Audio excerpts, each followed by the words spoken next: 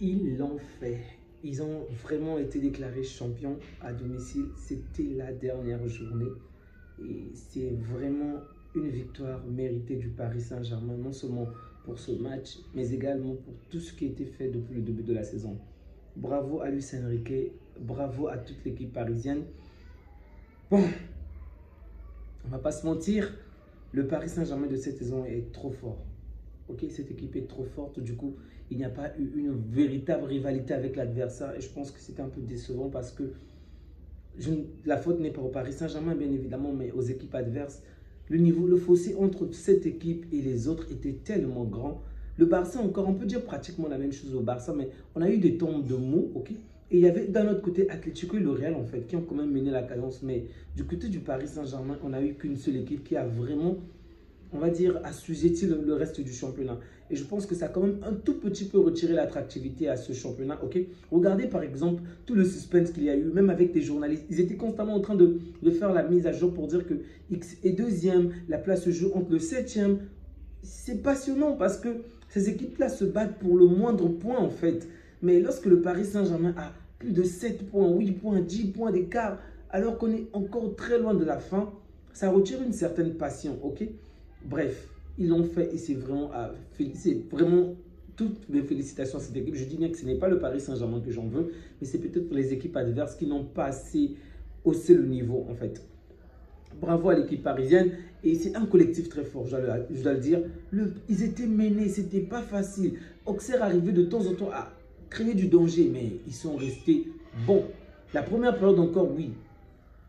Et à revoir. La première période n'est pas top, mais la deuxième période, à aucun moment tu t'es dit que Auxerre va renverser le jeu. Aucun moment. En fait,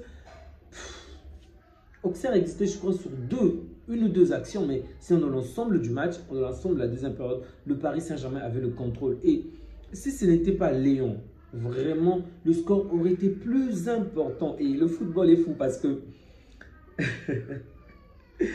un gardien qui n'a jamais arrêté de coup de pied arrêté, ok, face à un joueur qui n'a jamais manqué de coup de pied arrêté, vont s'affronter aujourd'hui. Donc d'un côté, on avait Léon, de l'autre côté, on avait Ramos. Et c'est l'inverse qu'on obtient aujourd'hui. En fait, celui qui n'a jamais arrêté un seul coup de pied arrêté, l'arrête aujourd'hui. Celui qui n'a jamais raté, on le rate aujourd'hui. C'est ça le football, c'est de la folie. Des choses, waouh, se passent dans le football. C'est pourquoi on aime ce sport. On aime ce sport. Et même les études le prouvent que, je lisais un article qui disait que les hommes pleurent apparemment 3 fois plus concernant le football plutôt que des ruptures amoureuses. Mais c'est évident, en fait. Perso, ça me fait absolument rien, mais comment... Je me souviens encore du 8-2 du Barça, mais la manière dont j'étais en colère contre le Bayern, contre le Barça, contre le ciel, la terre, j'étais en colère contre tout, je ne voulais même plus voir le match pendant... Ça a duré pendant combien de temps? Je crois même pratiquement une année en fait. J'avais du dégoût de voir les matchs, du dégoût carrément. Et peu importe l'équipe qui jouait, ça m'énervait. C'était un véritable gourmand sportif. C'était vraiment dur. Et donc, ça fait plaisir, ok? Ça fait plaisir de voir son équipe remporter le championnat, de voir son équipe jouer aussi bien, avoir un groupe uni. C'est pourquoi je n'en veux pas. Dembélé, pour moi, c'est la meilleure saison de toute sa carrière. Il a été très, très bon. Mais moi, je pourrais, et je ne le dis même pas parce que je suis barcelonais, je le précise encore. Je ne pourrais pas nommer Dembélé meilleur joueur, donc obtenir le ballon d'or pour cette saison. Il a fait de très bonnes stats, il a fait de très bonnes choses et de temps en temps, il a délivré son équipe. Mais trop souvent, ils se font dans ce collectif. Trop souvent. Aujourd'hui, par exemple, c'est vrai qu'ils ont déjà gagné le titre. Il est meilleur buteur. Bon, là, apparemment, il va partager cette place avec un autre joueur, mais tu vois son match, à aucun moment il te brûle la rétine comme Yamal. À aucun moment il réalise cette passe monstrueuse comme Pedri où il y a une certaine sérénité. À aucun moment il est aussi décisif par exemple que Rafinha. Bref, ce n'est que le dernier match. Ils ont déjà gagné, c'est vrai. Mais à domicile, ça aurait peut-être eu une certaine importance. Vous le jouez chez vous. Et là, je le dis alors que le Barça n'a pas encore joué son dernier match. Du moins, le match de demain, ça sera le dernier match à domicile pour le championnat, ok? Ensuite, il y aura un autre match à l'extérieur. Donc, vous verrez certainement ce que Yamal va faire. Même s'il ne marque pas, il va faire de magnifiques dribbles. Je ne parle pas juste de scorer. Je parle de faire de jolis dribbles, de faire des passes. Je crois que Dembélé a essayé comme deux fois de dribbler, 2 ou 3 fois. Et même en première période, même lorsqu'il essaie le dribble, c'est pas bon. Il n'arrive même pas à passer un jour, je ne parle pas de deux, un seul joueur. Je ne veux pas le dénigrer, le rabaisser, non. Il a fait la meilleure saison de sa carrière. Ça m'énerve parce qu'on ne l'a pas vu faire ce genre de saison lorsqu'il était chez nous. Et c'est lorsqu'il rejoint le Paris Saint-Germain qu'il fait ce genre de saison. Ok, bravo pour lui, même si nous on a quand même perdu.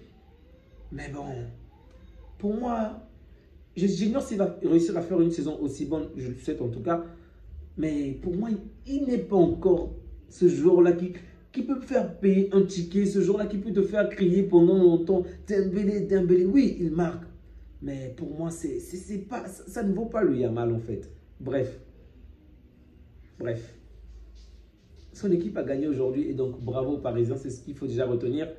Votre équipe était très forte, il n'y a aucun adversaire aujourd'hui qui peut, en tout cas en Ligue 1, se lever pour vous contester. Et même en Europe, ça se compte au bout des doigts. Vraiment, bravo. Kvaratskhelia qui a fait une très bonne partie de la seconde saison. Il est venu et il était tellement important. Je crois que les 4, voire même les 5 premiers matchs, excusez-moi, c'était discutable. Mais une fois qu'il a pris ses marques, waouh! J'ai l'impression que plus personne ne peut l'enlever à ce poste. Et c'est réel. En vrai, Barcola n'a pas le niveau de l'enlever. Donc, du coup, généralement, c'est Barcola, excusez-moi, Kvaratskhelia et Doué. Bon, aujourd'hui, Doué était sur le banc. Donc, Barcola a commencé. Fabien Ruiz aussi, le niveau qu'il a, c'est effrayant. Je me souviens encore au moment où je parlais, où le Barça s'intéressait à Fabien Ruiz parce qu'il faisait on va dire, il était assez correct avec l'Espagne. Du coup, le Barça s'intéressait à lui. Et j'entendais pas mal de youtubeurs qui voulaient carrément un échange avec De Jong. Évidemment, je suis toujours contre pour l'échange, mais j'étais tellement contre de voir Fabien Ruiz revenir chez nous. Oh, ça m'exaspérait qu'on puisse même penser à Fabien Ruiz au Barça. Mais aujourd'hui, je me dis, tiens, il pourrait bien être, en fait, il pourrait être utile. Je ne dis pas qu'on en a besoin de lui, en tout cas non. Pour moi, le milieu, c'est le domaine où on est assez fourni, on a assez de joueurs, même si on en a quand même 2 qui sont blessés, mais je pense que le milieu du terrain, ce n'est vraiment pas la priorité en termes de recrutement. Ce que je veux simplement dire, c'est qu'aujourd'hui, si on me disait que si Fabien Ruiz pouvait venir au Barça, pourrait même me plaire, ou je ne trouverais rien à m'opposer à cela, me satisfaire. En fait, que cela puisse me satisfaire, ça m'aurait vraiment étonné parce que je le trouvais vraiment nul. Sincèrement, en Espagne, je dirais qu'il avait un niveau correct, même si en Euro, c'était plus que cela, il était très fort.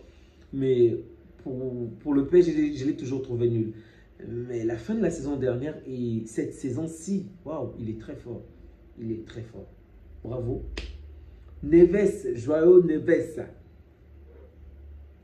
Les petits Portugais font du très bon travail. Désolé, je suis fatigué, j'ai eu une longue journée à l'école.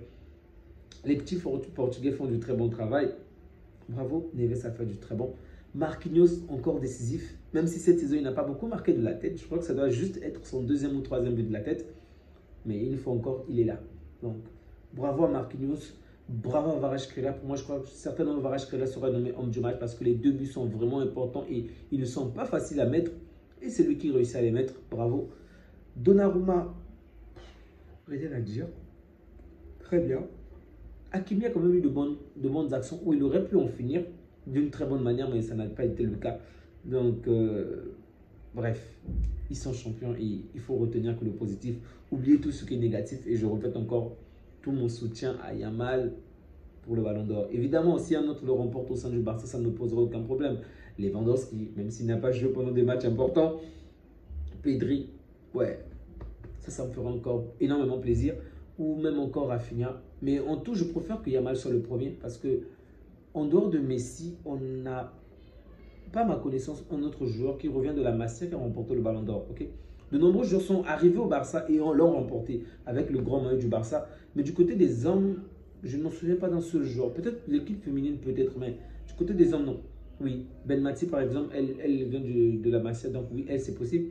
Mais du côté des hommes, en dehors de Messi, je ne vois personne d'autre. Personne.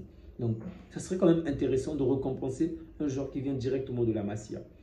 Les amis, on va s'arrêter là pour la soirée. Vous l'avez compris, j'ai beaucoup parlé du Barça malheureusement. Je voulais vraiment m'attarder sur le PSG, mais le sujet du Ballon d'Or, on ne peut vraiment pas le balayer de la main directement. On va certainement y revenir dans les jours qui vont suivre, mais bravo encore au PSG. C'est une victoire largement méritée et pour l'instant, le PSG est incontestable. vraiment. Donc, on va attendre les 2 prochaines échéances, la Coupe et la Ligue des Champions. On va voir ce que ça va donner avant que la Coupe du Monde des clubs n'arrive. Prenez bien soin de vous les amis et que Dieu vous garde. Ciao.